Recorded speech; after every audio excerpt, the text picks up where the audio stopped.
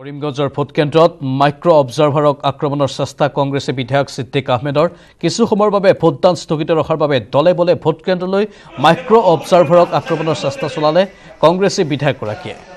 আক্ৰমণৰ ভাবুকি দিয়াৰ লগতে অশ্লীল গালিগালাজ সিদ্দিক আহমেদৰ কংগ্ৰেছে বিধায়কগৰাকীৰ লগতে ভোটকেন্দ্ৰত প্ৰৱেশ কৰি মাইক্ৰ অবজাৰ্ভাৰক আক্ৰমণৰ চেষ্টা কৰিলে সমৰ্থকে নিৰ্বাচনৰ দায়িত্বত নিয়োজিত বিষয়াক ভাবুকি তথা অশ্লীল গালিগালাজ কৰাৰ লগতে নিৰাপত্তাৰক্ষীৰেও খণ্ডযুদ্ধ লাগে সিদ্দিকৰ নিৰাপত্তাৰক্ষীক ভোটকেন্দ্ৰৰ পৰা ওলাই যোৱাৰো ধমক দিয়ে সিদ্দিক আহমেদে বৃহস্পতিবাৰে অনুষ্ঠিত দ্বিতীয় পৰ্যায়ৰ নিৰ্বাচনৰ সময়ত ৩৬৬ নম্বৰ আটানগৰ নিম্ন প্ৰাথমিক বিদ্যালয় ভোটকেন্দ্ৰত এই ঘটনাটো সংঘটিত হয়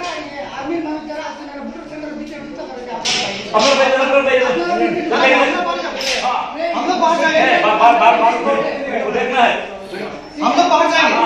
बाहर बाहर करके दिखा दीजिए बाहर करके दिखा दीजिए अंदर नहीं है ये इधर पीछे नहीं कर रहा है अफसर को आप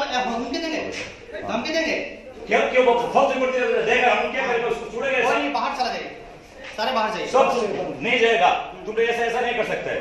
बुट लेना आपसे बुट लेना এগৰাকী বিধায়কৰ এনে আচৰণ নিৰাপত্তাৰক্ষীৰে তৰ্কযুদ্ধত লিপ্ত হ'ল এগৰাকী মাইক্ৰ অবজাৰ্ভাৰক আক্ৰমণ কৰিবলৈ আগবাঢ়িল এগৰাকীয়ে হৈছে সিদ্দিক আহমেদ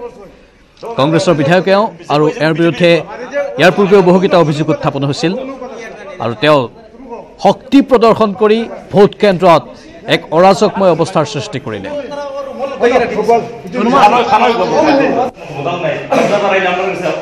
আমৰা ইয়ে হবে ৰং পাইছে বিজেপি অবজাৰ্ভাৰ কি হয়েছে বদমাশ বলা গিয়েছে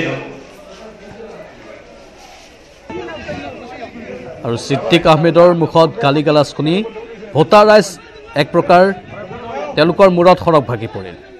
এগৰাকী জনপ্ৰতিনিধিৰ এনে আচৰণ তেওঁলোকেও কামনা কৰা নাছিল কিন্তু তাৰ পাছতে এই পৰিস্থিতি অধিক উত্তপ্ত হৈ পৰিল নিৰাপত্তাৰক্ষীৰে তেওঁৰ কথাৰ কটাকটি লাগিল নিৰাপত্তাৰক্ষীয়ে তেওঁক বাধা দিলে কিন্তু সেই বাধাও তেওঁ মানিব খোজা নাছিল